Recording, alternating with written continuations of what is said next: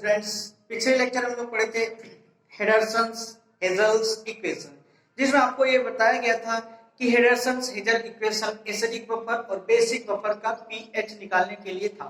ठीक, हमने आपको डिटेल से डिराइव किया था और उसके कुछ क्वेश्चंस लगाए थे। ठीक, आज का हमारा टॉपिक है क्या, सॉल्युबिलिटी एंड सॉल्युबिलिटी प्रोडक्ट। तो सबसे पहले जानो सॉल्युबिलिटी क्या होता है। कोई फिक्स या मैक्सिमम अमाउंट ऑफ सॉल्ट किसी पर्टिकुलर सॉल्वेंट में जितना डिसॉल्व कर सकते हैं वही उस सॉल्ट की सॉल्युबिलिटी कही जाती है। ठीक ना। तो चलिए इन सब बातों को एक एक करके लिखते चलते हैं और समझते चलते हैं। बहुत इंपॉर्टेंट टॉपिक आपके एग्जाम के पॉइंट ऑफ व्यू से। तो लिखिए पहले सॉल्युबिलिटी, पहले हम सॉल्युबिलिटी को डिफाइन करते हैं, फिर उसके बाद सॉल्युबिलिटी प्रोडक्ट को, है ना। ठीक, लिखिए solubility is defined x,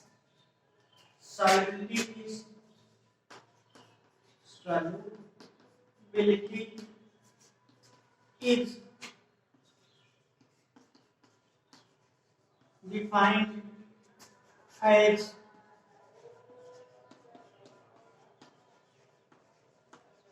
maximum amount of a salt,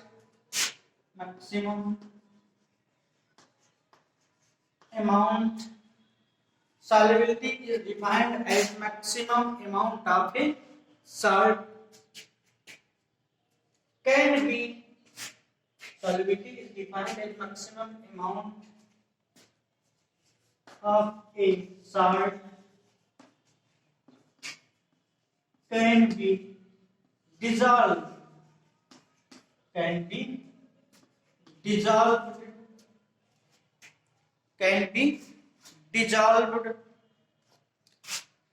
in a given amount of solvent, dissolved in a given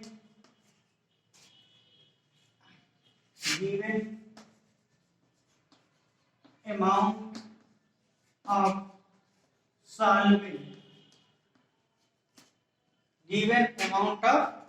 solvent,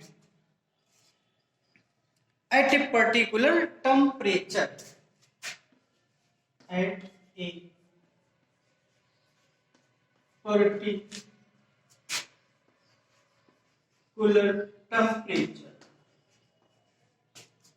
मतलब कि किसी निश्चित टेम्परेचर पे किसी सॉल्ट का मैक्सिमम अमाउंट किसी पर्टिकुलर सॉल्वेंट में फिक्स वॉल्यूम में जितना डिसॉल्व कर सकते हैं वही उस सॉल्ट की सॉल्युबिलिटी कही जाती है।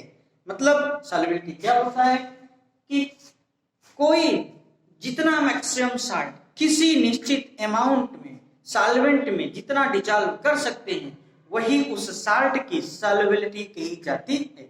सॉल्युबिलिटी की यूनिट मोल पर लीटर में डिनोट करते हैं, तो इसको भी लिख लेते हैं। इसको लिखिए unit of solubility is, next point बना के लिखेंगे, लिखिए unit of solubility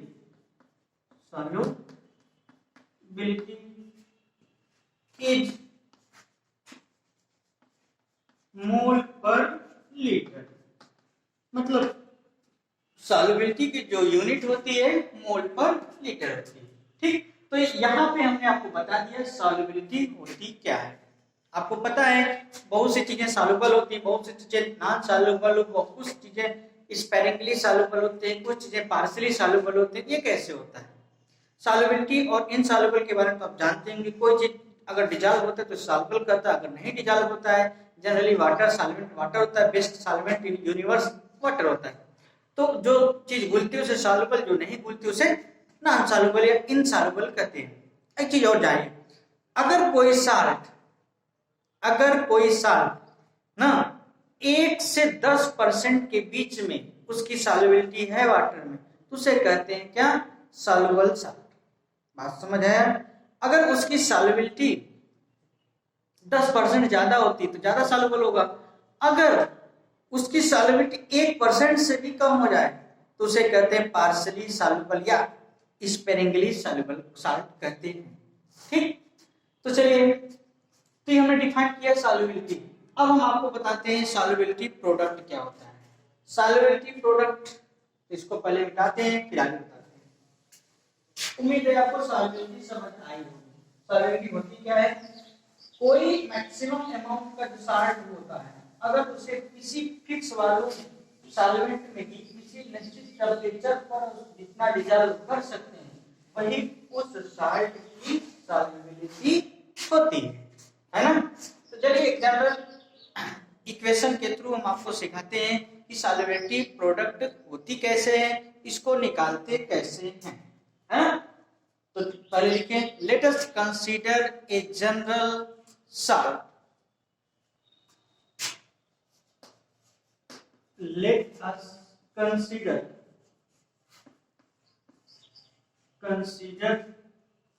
a general salt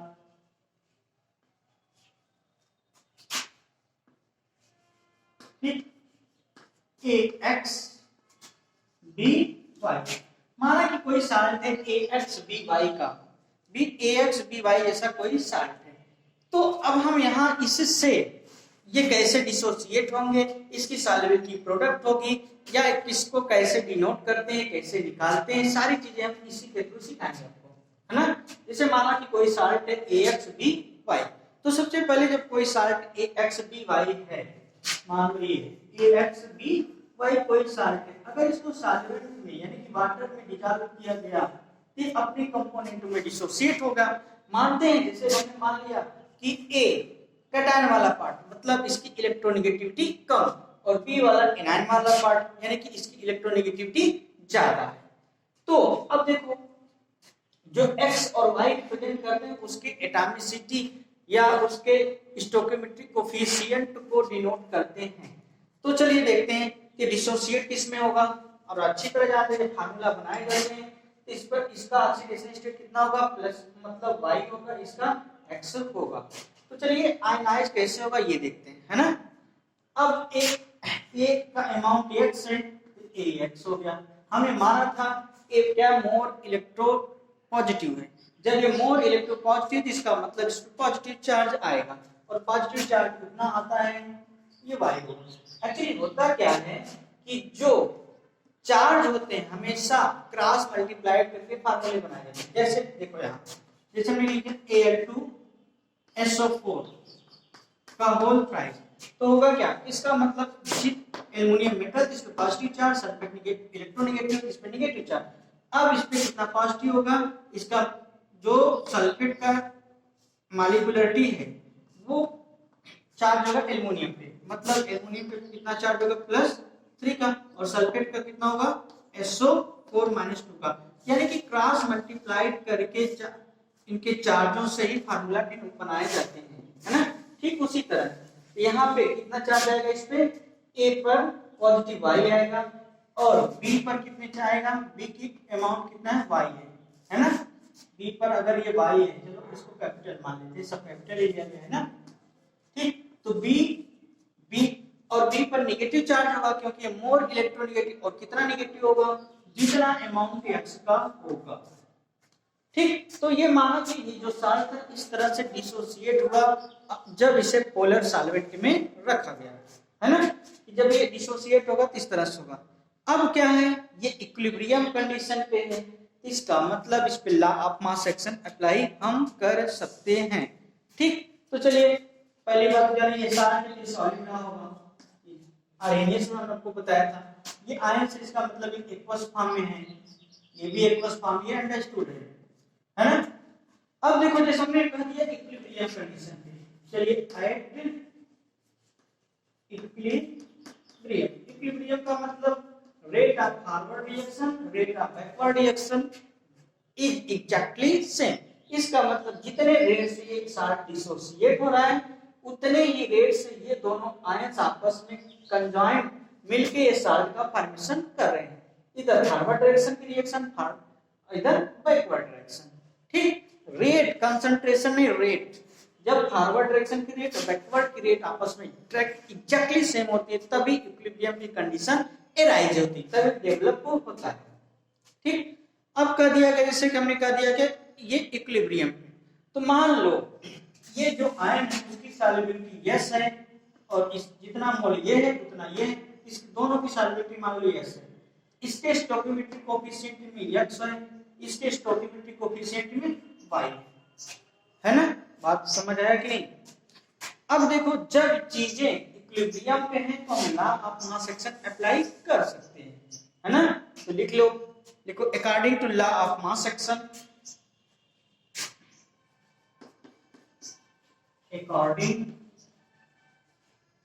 according to law of mass action, law of mass action से निकालते थे क्या? रेट कांस्टेंट निकाला जाता था ना, है ना? तो लॉ ऑफ मास एक्शन से रेट कांस्टेंट क्या होता है? Active mass of product upon active mass of reactant. तो एक्टिव मास ऑफ प्रोडक्ट क्या है? एक्टिव मास ऑफ ए ना, और ये जो स्टोइकोमेट्रिक कोफिशिएंट होगा एक्टिव मास में पावर में लिखा जाता है। तो क्या होगा? a प्लस वाई का power x into B, negative charge होगा, पावर क्या होगा इसका? y होगा, क्योंकि स्टोइकोमेट्रिक कोफिशिएंट। ये प्रोडक्ट का एक्टिव मास में लिख दिया। अब हम लिखते हैं product active mass of reactant, ये क्या? ax by। we know that active mass of solid is defined taken as unit, है ना? यानी कि ये साल्ट का हम यूनिट मानेंगे, तो रेट कांस्टेंट निकाल लेंगे active mass of concentration A और active mass of concentration B का, है ना? तो चलिए देखते हैं, तो इसको किस तरह सॉल्व लिख सकते हैं? क्या K बराबर ax by equal to a y power x b negative charge power y, है ना? अभी हमने बताया कि सॉलिड का एक्टिव मास, सॉलिड का जो मोलर कंसंट्रेशन होता है एक माना जाता है, यूनिट लेंगे, तो यहां से k इक्वल टू आ जाएगा कि नहीं? a positive power x b negative power y, है ना? तो इसको लिखिए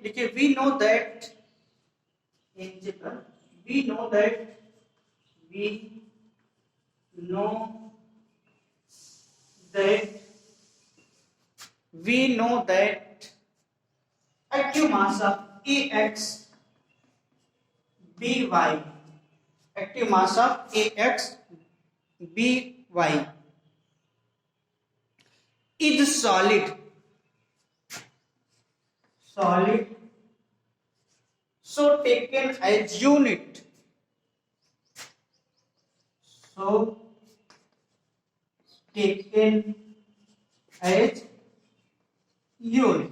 तो उसे यूनिट मान लेंगे, है ना? जब इसको यूनिट एक मान लिया जाएगा तो के बराबर क्या होगा? a के पावर x पॉजिटिव और b निगेटिव पावर y होगा, है ना? तो चलिए आगे देखते हैं।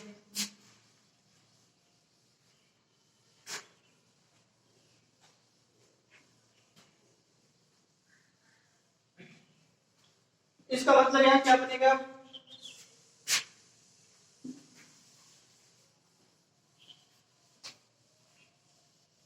इसका मतलब यहां क्या बचेगा?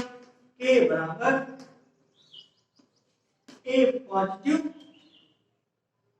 y पावर x और b negative y b negative x power y।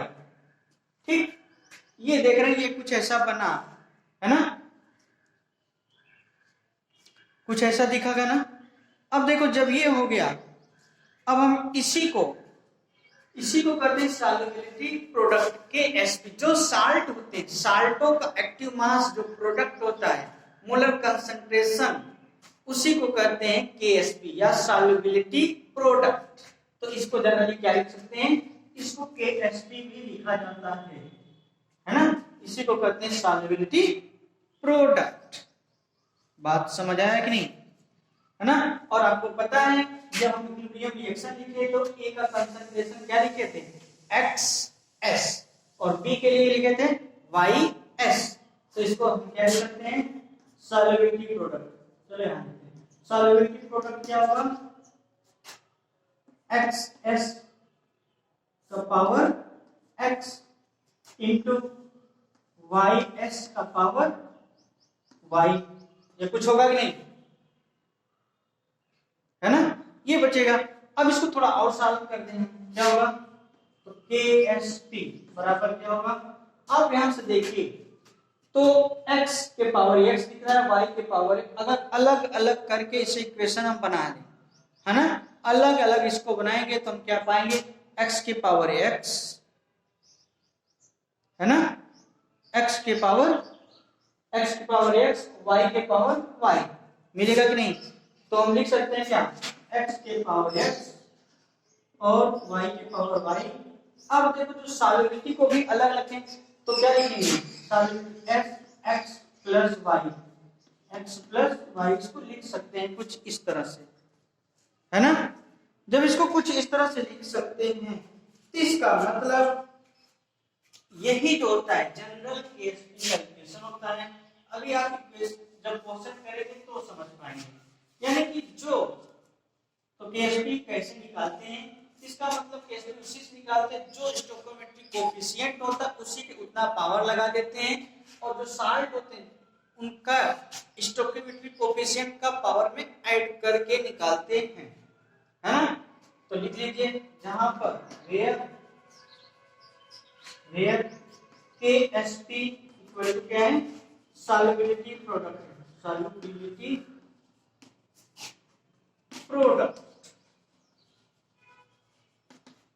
Ksp क्या है, सॉल्युबिलिटी प्रोडक्ट। अब कुछ चीजें हम अभी आपको बता देते हैं कि जैसे आप जानते हैं सॉल्यूशन का कभी कह दिए सॉल्यूशन अनसैचुरेटेड है, कभी कह दिए सॉल्यूशन सैचुरेटेड है, कभी कह दिए सॉल्यूशन सुपर सैचुरेटेड है। इसके पीछे की कहानी क्या होती है, ठीक, पहले इसको हम एक्सप्लेन कर लेते हैं, फिर क्वेश्चन कुछ लगाते हैं तो अच्छे से आप केएसपी निकालना सीख जाएंगे, है ना। चलिए तो देखो जो आयनों का प्रोडक्ट होता है उसे आयनिक प्रोडक्ट कहते हैं, जो साल्ट की कंसंट्रेशन निकालते हैं उसे सॉल्युबिलिटी प्रोडक्ट कहते हैं, केएसपी। अगर कंडीशन नॉन इक्विलिब्रियम पे होती तो उसे जनरली क्यूएसपी भी कह देते हैं, अगर इक्विलिब्रियम पे आ जाती तो उसे केएसपी कहा जाता है, ठीक। चलिए कुछ बातें हैं और लिख लेते हैं, लिखिए if ionic product is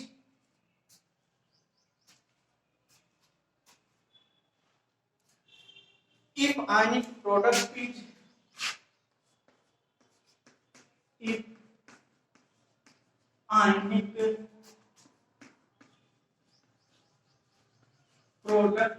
is less than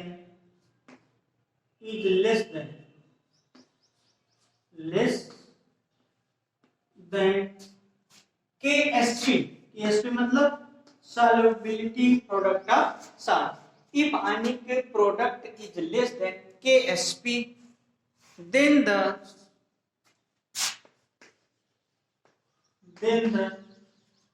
solution is known as unsaturated, then the solution is known as unsaturated। मतलब क्या हमने लिखा, हमने यही बताया कि अगर आयनिक प्रोडक्ट है ना, हमने यही लिखा ना स्टेटमेंट में, मतलब आयनिक प्रोडक्ट हमने लिखा आयनिक प्रोडक्ट की वैल्यू अगर केएसपी से क्या हो कम, मतलब केएसपी की वैल्यू आयनिक प्रोडक्ट से ज्यादा हो तब, तो उसके लिए हमने बताया कि सॉल्यूशन को अनसैचुरेटेड कहा जाता है।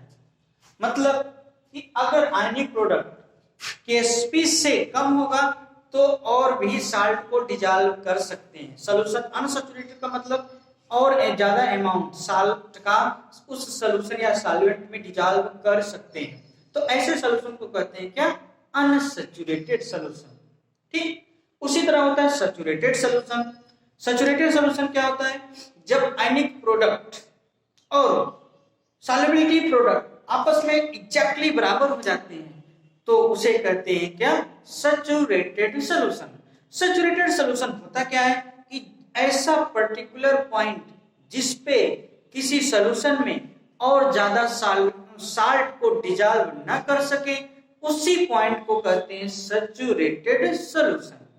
ये कंडीशन होती है सैचुरेटेड सॉल्यूशन में आयनिक प्रोडक्ट और KSP यानी कि सॉल्युबिलिटी प्रोडक्ट आपस में डायरेक्टली एग्जैक्टली सेम होते हैं, है ना। तो नेक्स्ट पॉइंट आप ये लिखेंगे, लिखिए if ionic product is equal to, if ionic product is equal to solubility product मतलब KSP, if ionic product is equal to solubility product, then the solution is known as, then the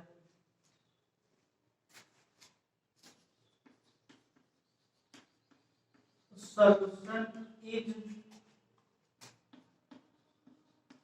known as saturated solution, saturated solution। हमने क्या लिखा है, यही बताया कि इसमें क्या, जब आयनिक प्रोडक्ट मतलब आयनों के कंसंट्रेशन का प्रोडक्ट, आयनिक प्रोडक्ट किसके बराबर हो जाए, एग्जैक्टली सॉल्युबिलिटी प्रोडक्ट यानी कि KSP के बराबर हो जाए, है ना। तो उस पॉइंट को क्या कहते हैं, उसी पॉइंट के जो पर्टिकुलर सॉल्यूशन होगा उसे सैचुरेटेड सॉल्यूशन कहते हैं। ठीक, सैचुरेटेड सॉल्यूशन में किसी भी साल्ट या सॉल्यूट का घुलना बंद हो जाता है। ठीक, चलिए नेक्स्ट पॉइंट देखते हैं। अब सुपर सैचुरेटेड की बात करते हैं।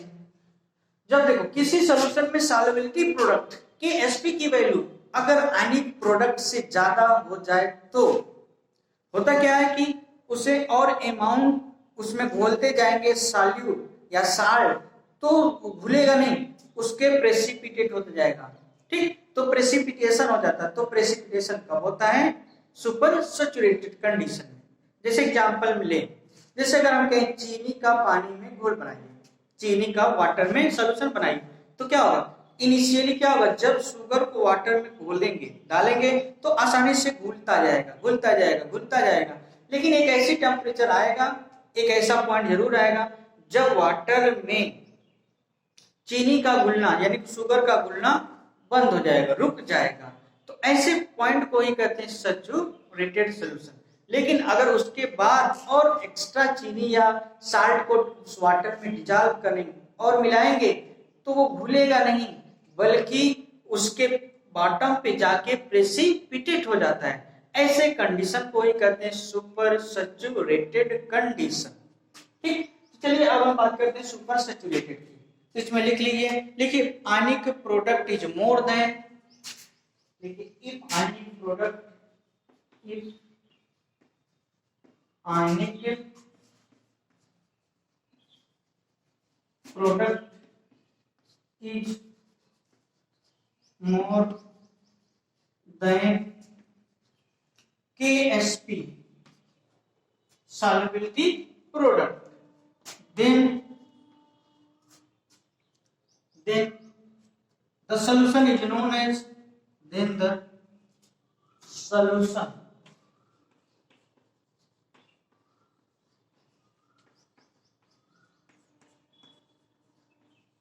known as super saturated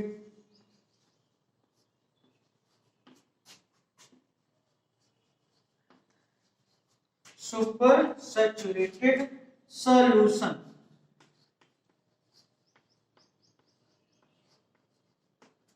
ठीक, कहने का क्या मतलब, इस तीसरी कंडीशन में मैंने बताया कि आयनिक प्रोडक्ट की जो वैल्यू होगी वो KSP से सॉल्युबिलिटी प्रोडक्ट से अगर ज्यादा होगी तो क्या होगा, है ना। तो ये थे कुछ कंडीशन कब सॉल्यूशन अनसैचुरेटेड होता है कब सैचुरेटेड होता है और कब सुपर सैचुरेटेड होता है। उम्मीद है ये चीजें आपको अच्छे से समझ आई होंगी। चलिए अब हम बात करते हैं केएसपी, कैसे कुछ एग्जांपल के थ्रू निकालते हैं, है ना। चलिए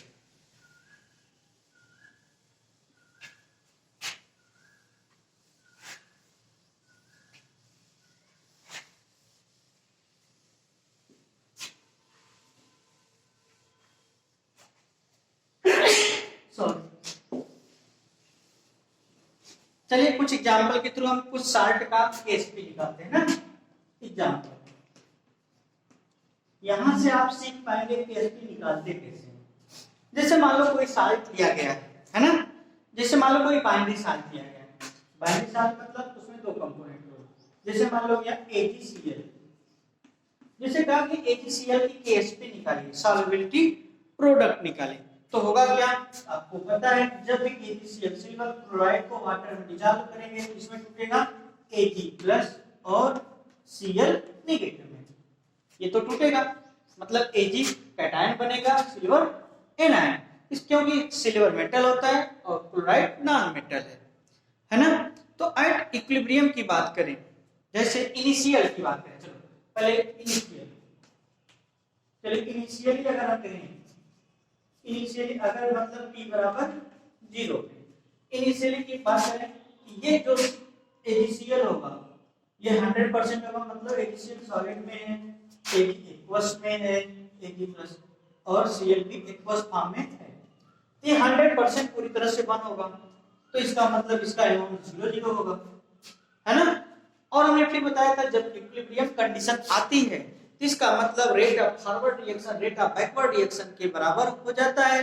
रेट कंसंट्रेशन है, रेट बार-बार बता रहे हैं, तो इसका मतलब कि कुछ अमाउंट ये AgCl ब्रेक हुआ होगा, कुछ अमाउंट Ag बना होगा और कुछ Cl नेगेटिव में भी बना होगा, तो इसका मतलब एट इक्विलिब्रियम की बात कर रहे हैं, एट इक्विलिब्रियम, एट इक्विलिब्रियम मतलब टाइम को मान लो जनरेट की मान लो, ठीक। एट इक्विलिब्रियम पे अगर हम कहें इसकी सॉल्युबिलिटी S है, तो चलो इसका मतलब ये सॉल्युबिलिटी, ये सॉल्युबिलिटी, तो इसी में से कुछ टूट के बना है, इसका मतलब फाइनल अमाउंट कितना बचा होगा, 1 - S बचा होगा कि नहीं होगा।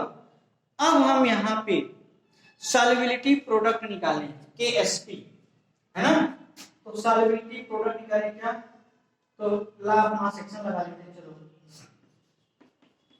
According law of mass action, according law of mass action, law of action mass action के अकॉर्डिंग क्या होगा, क्या हो, concentration of Ag, active mass of Ag, active mass of Cl upon ये प्रोडक्ट हो गया एक्टिव मास ऑफ AgCl, यानी कि रिएक्टेंट का एक्टिव मास और प्रोडक्ट का एक्टिव मास, ठीक।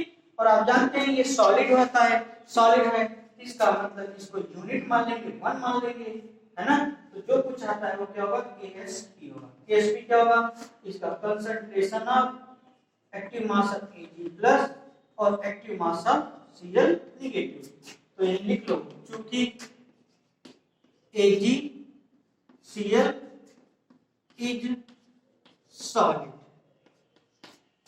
AgCl सॉलिड है, जब AgCl सॉलिड नेचर का है, इसका मतलब कि इसका जो कंसंट्रेशन यूनिट मानेंगे, है ना, ठीक।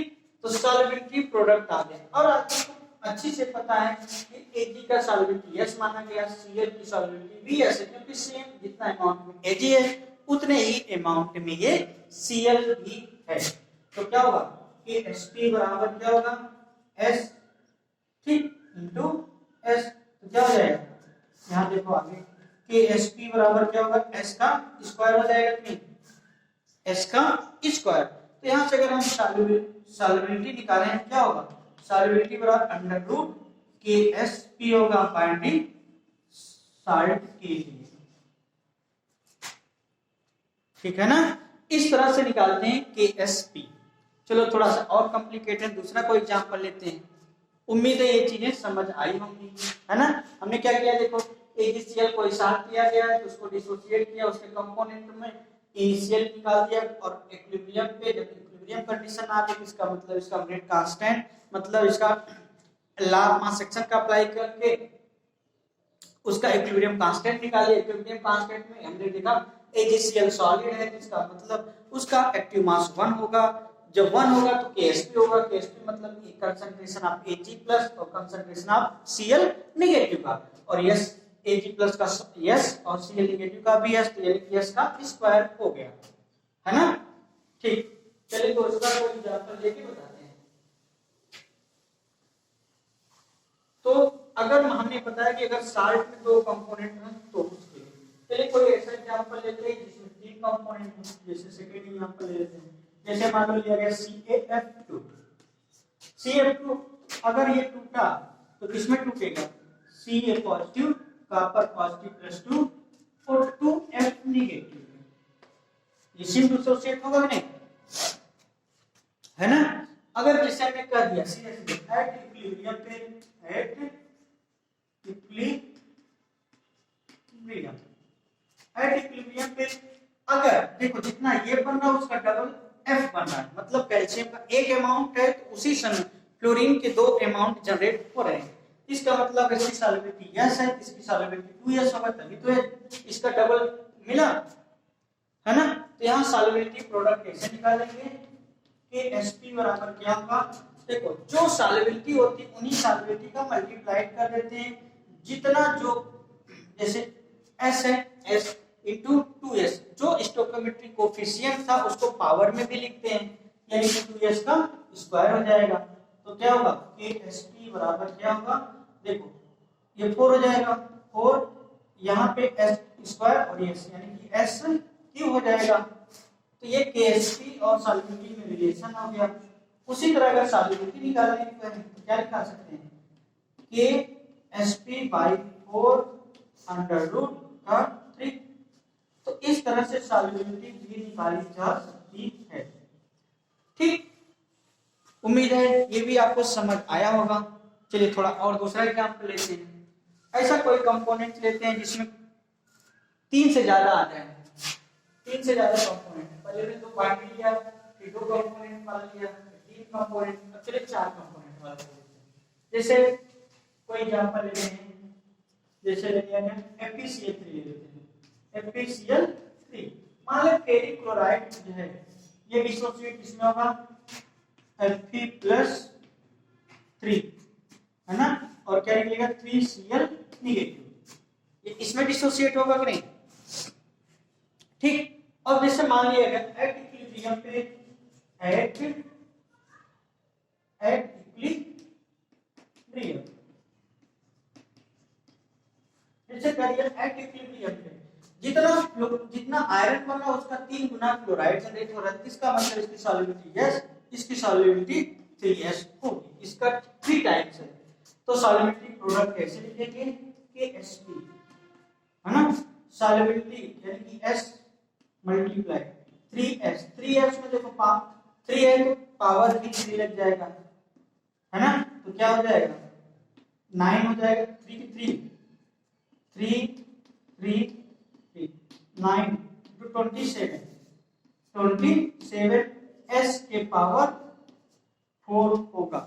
ये होगा कि नहीं इतना? ठीक, ये यानी कि आपका आ जाएगा Ksp अगर ऐसा कोई साल है जिसमें 4 कंपोनेंट बने हैं, 4 आयन टोटल जनरेट होते हैं, तो Ksp क्या होगा? 27s के पावर 4। यहाँ से सॉल्युबिलिटी भी निकाल सकते हैं हम। कैसे? Ksp अपॉन 27 √4 करके।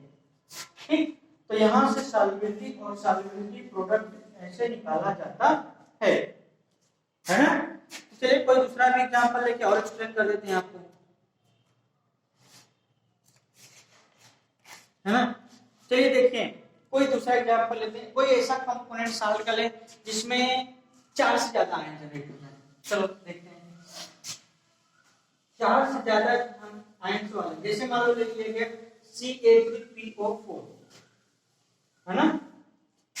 फोर्थ एग्जांपल हम करें, जैसे मान लो कोई साल्ट लिया गया Ca3PO4 का होल ट्वाइस, है ना।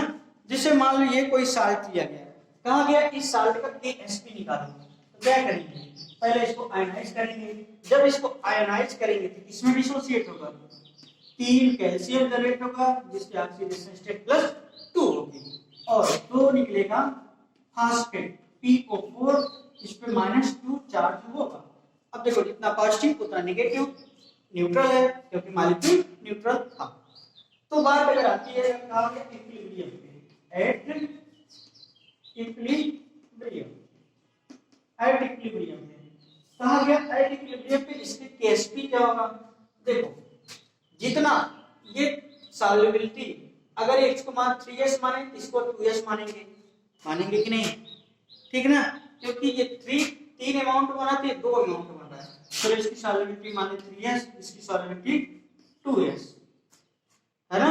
तो KSP क्या होगा, KSP बराबर क्या होगा 3s के पावर 3, जितना जाता है उसकी स्टोइकोमेट्री उस पावर में भी उतना लिखते हैं, जैसे यहाँ 2s है तो 2s के पावर 2।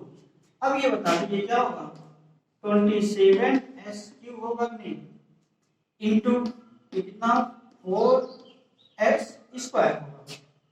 अब ध्यान से देखो 27 इंटू 4 करेंगे तो 108 आएगा, मतलब KSP इसके क्या आएगा 108, 27 इंटू 4 108, s के पावर कितना हो जाएगा 5 होगा कि नहीं होगा, s के पावर 5 होगा।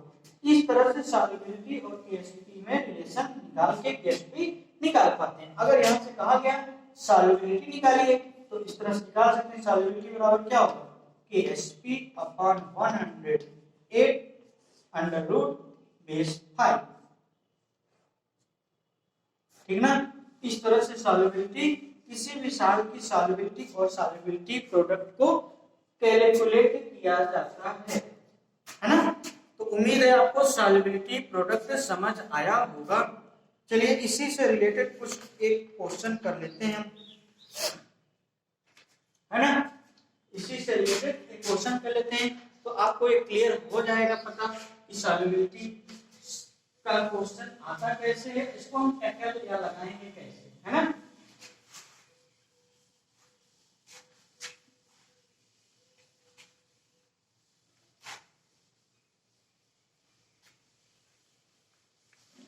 ठीक, चलिए क्वेश्चन लिख लीजिए।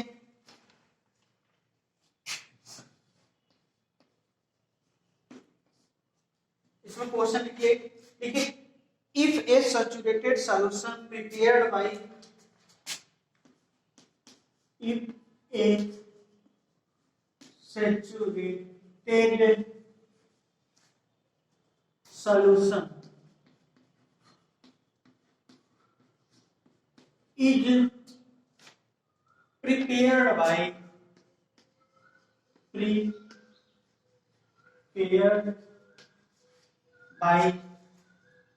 dissolving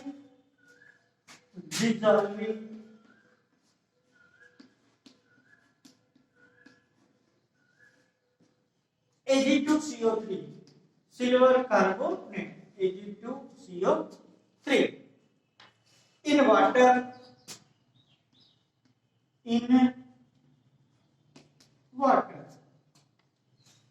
has silver concentration, यानी कि एक्टिव मास ऑफ सिल्वर दिया गया है कितना 2.5 into 10 के पावर -4, 2.5 into 10 के power -4। What is the value of KSP for, what is the value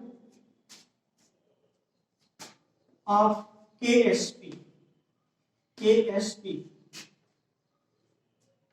for Ag2CO3। ध्यान देखो क्वेश्चन क्या कर रहा है, क्वेश्चन यही कह रहा है कि अगर कोई एक सैचुरेटेड सॉल्यूशन बनाएगा, सैचुरेटेड सॉल्यूशन अभी मैं बताया था कि जब आयनिक प्रोडक्ट और KSP आपस में बराबर होते हैं तो ऐसे सॉल्यूशन को कहते हैं सैचुरेटेड सॉल्यूशन, है ना। देखो if A saturated solution is prepared by dissolving silver carbonate in water has silver concentration 2.5 into 10 के power -4 what is the value of KSP।